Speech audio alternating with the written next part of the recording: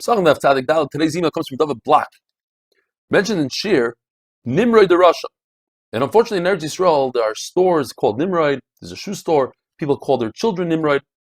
So David says that 22 years ago, Reb Mordechai Eliyahu was a sandig at a bris. And when it came to Kriyas Hashem, the father said Nimrod. Mordechai Eliyahu said, all the midrashim that say that Nimrod was such a big Russia, so the father took it back and he said, you know what? Let me call my son Mordechai after you, Reb Mordechai Eliyahu. Have a wonderful day. David Black, thank you. This idea that if you are distant from the Beis Hamikdash, you don't have to bring a Korban Pesach is Exeris HaKasav. It's a certain distance. Even if you have a jetpack, a car, a horse, you can make it back to Beis Hamikdash quicker, you're still potter. If you are within the distance, you have to bring your Korban Pesach, so it doesn't matter if there's a traffic jam, you can't get by because of all the wagons, you still have to come bring your Korban Pesach. And now we're going to go into a very interesting sugya, a very difficult sugya, about the different mazalos and how the sun circles the world, different things. Rava received from tradition from his Rebbe that the sun travels 6,000 parsa a day above the earth. And the Gemara takes issue with it. And he says, logically speaking, you can figure out that the thickness of the rakia is 1,000 parsa. How is that? A person can walk 40 mil a day. 5 in the morning, 5 in the evening, and 30 in between. 5 from Alois HaShachar till Nate, 5 from Shkia to Tzeisak Chavim, leaves us with 30 in the middle. That means that the 5 in the morning is 1/6 of the 30 that we can walk during the day. So if the sun travels 6,000 parsa during the day, it takes it 1,000 parsa, that's the morning part, the 5 mil, which is 1,000 parsa, to get there. Rabbi Yehuda, on the other hand, holds that we divide it differently. It's 4 parsa in the morning, 4 parsa in the evening, and 32 in between, which adds up to 1/8, or as the Gemara calls it, 1/10, because that includes the 4 in the morning. So that's a kasha on Rava. It's not such a kasha on Rabbi Yochanan, who started this whole thing with the person who can walk 40 mil, because Rabbi Yochanan never mentioned how you divide it. It's 5 in the morning, 5 in the evening, 30 in the day. Rabbi Yochanan just said a person can walk 40 mil. His Talmidim, Rav and Ula, they decided the breakdown. In fact, it's possible that the reason how they measured 5 mil from dawn till sunrise is because that's how people typically walk, but they forgot to measure the fact that people start a little bit earlier than dawn, and people finish off a little bit later than Shkia. Reb Chanina, we had the other day, says, I measured from Zdaim to Tzayar, that it's 5 mil, and the Torah says that light went from Alois HaShachar till night. So you see that it takes 5 mil you can walk from Alois HaShachar to night. Over there's differences in the Gemara, because it says in the pasuk Vayo Itzu. Light was in a big rush, so when you run, you could accomplish 5 mil, but typically not.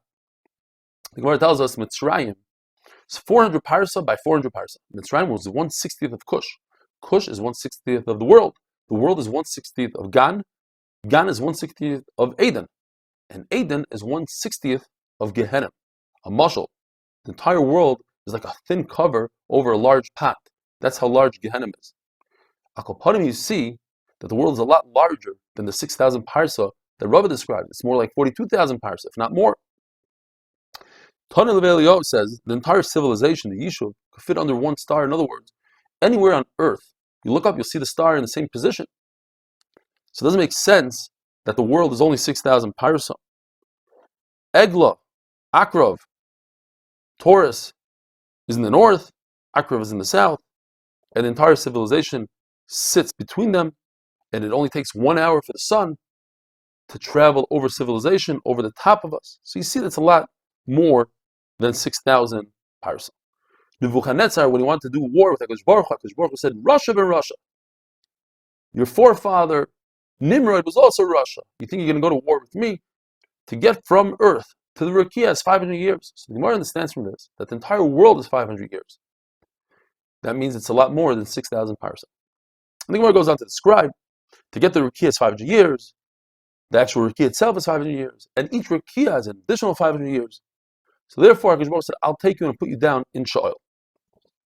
The Jewish Chachamim, they held that all the Mazalos, they're stationary in one space, they don't move around, they move and they orbit right in their space, but not around what we believe. Like the Goyim say that they go completely around. But the Gemara asks, Rebbe says, you see that the goyim are wrong, because anytime you look up in the sky, you'll see the same Taurus and Scorpio in the same spot. They don't move. So says Rav Acha, maybe it's all relative. Maybe we are moving compared to them. Maybe it's like a piece of metal that's in the ground that doesn't move. You turn the metal, it spins, the rechayim, the stone, or like a pin in a hinge.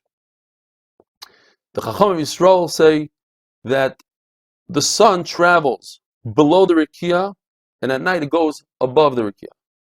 And the Goyim say, at night it goes below the Rikiah. Says Rebbe, it seems like the Goyim were correct there, because the springs are very hot at night. The Gemara tells us the sun takes 4 different routes, the 4 seasons of the year. The 3 months of Nisan, Iyar, Sivan, the sun goes through the mountains in order to melt the snow. The 3 months of Tammuz, of Elul, they go through the cities to ripen the fruit. The 3 months of Tishrei, Cheshvan, Kislev, goes through the rivers in order to dry out the water, and the 3 months of Teves, Shvat, Adar goes through the desert in order not to dry out the seeds. We learned in the Mishnah, R Eli says, anything from the doorway of the Beis Hamikdash and out is already considered far away from the Beis Hamikdash, and you're not chayiv kares. If a person doesn't have a bris milah, he is chayiv kares for not bringing Karban Pesach and performing a bris milah, because he doesn't have that p'tur of somebody who's distant from the Beis Hamikdash, like the guy standing right outside the doorway. He's not mechuyev to go back in. R Eli says that Karban Pesach is like meiser. Just like meiser, you go out of Yerushalayim, outside of Yerushalayim is considered outside for eating. Rabbi Yossi says, in the name of Rabbi Eliezer, that it means outside of the Beis Hamikdash.